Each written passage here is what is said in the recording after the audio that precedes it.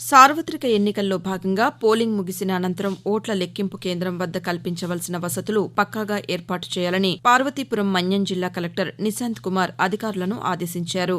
గరుగుబిల్లి మండలం ఉల్లిభద్రలోని ఉద్యాన కళాశాలలో నిర్వహించనున్న ఓట్ల లెక్కింపు కేంద్రాన్ని జాయింట్ కలెక్టర్ ఐటీడీఏ పీఓలతో కలిసి పరిశీలించారు.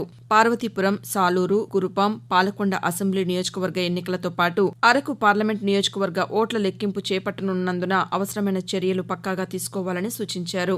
ఓట్ల లెక్కింపు ప్రక్రియ ప్రశాంతంగా జరిగే విధంగా ఈవీఎంల తరలింపునకు పటిష్ట బందోబస్తు, తీసుకోవాల్సిన జాగ్రత్తలు తదితర అంశాలపై పలు సూచనలు చేశారు.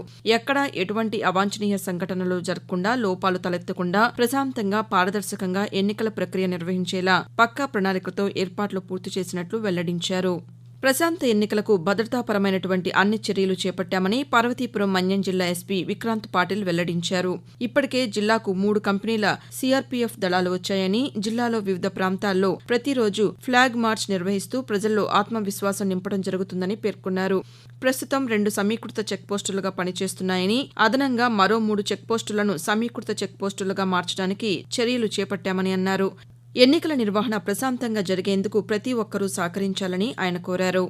పార్వతీపురం మన్యం జిల్లా 53% అక్షరాస్యతతో వెనుకబడి ఉందని, అక్షరాస్యత పెంచేందుకు కృషి చేయాలని జిల్లా కలెక్టర్ నిశాంత్ కుమార్ పిలుపునిచ్చారు. ప్రత్యేక గ్రాంటు ద్వారా మంజూరైన 5 కోట్ల రూపాయలలో 2,30,00,000 వెచ్చించి అభిలాష కార్యక్రమం ద్వారా 168 సచివాలయాలలో గ్రంథాలయాలను ఏర్పాటు చేశారు. ఈ అభిలాష గ్రంథాలయాల ద్వారా గ్రామ సచివాలయాల పరిధిలో గల నిరుద్యోగులు, civils, groups, UPSC, SSC, railway, banks, JEE, NEET, JRF తదితర అన్ని రకాల పోటీ పరీక్షలకు ఉపయోగపడే విధంగా 66 రకాలకు చెందిన 12,804 పుస్తకాలు అందుబాటులో ఉన్నాయి. ఈ అభిలాష గ్రంథాలయాల కోసం ప్రత్యేక యాప్ను కూడా రూపొందించారు. యువత పెద్ద ఎత్తున పుస్తకాలను వినియోగించుకుని ఉన్నత పోస్టులలో ఎంపిక కావాలని, వారి కుటుంబాల్లో విప్లవాత్మక మార్పులు తీసుకురావాలని జిల్లా కలెక్టర్ ఆకాంక్షించారు.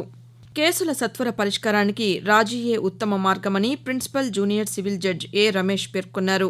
జిల్లా కోర్టులో జాతీయ లోక్ అదాలత్ కార్యక్రమంలో పాల్గొన్న ఆయన కక్షిదారులు కేసులలో రాజీ పడటం వల్ల నగదు, సమయం వృధా కావని అన్నారు. కేసులలో చిక్కుకుని కోర్టులలో కేసుల ద్వారా ఆర్థిక ఇబ్బందులు ఎదుర్కొంటున్నారని, ఇరువురు కేసులను రాజీ చేసుకుని సుహృద్భావ వాతావరణాన్ని కలిగించి మిగిలిన కక్షిదారులకు ఆదర్శంగా నిలవాలని కోరారు.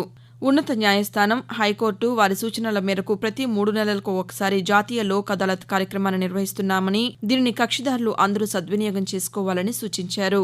కోర్టులు కూడా వీలైనన్ని కేసులను సత్వరమే పరిష్కరించేలా చర్యలు తీసుకుంటున్నాయని పేర్కొన్నారు.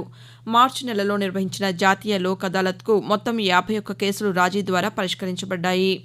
పార్వతీపురం మన్యం జిల్లాలో ఇంటర్మీడియట్ 10వ తరగతి పరీక్షలు ప్రశాంతంగా ముగిశాయి.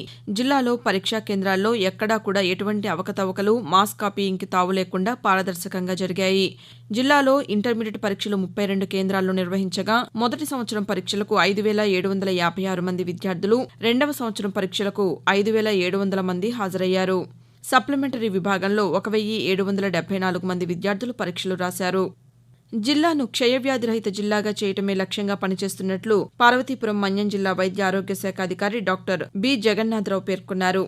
క్షయ అంటువ్యాధి అని, క్షయ బాధితులు దగ్గినా, తుమ్మినా గాలి ద్వారా క్రిములు వ్యాపించి ఇతరులకు వ్యాపించే అవకాశం ఉందని అన్నారు.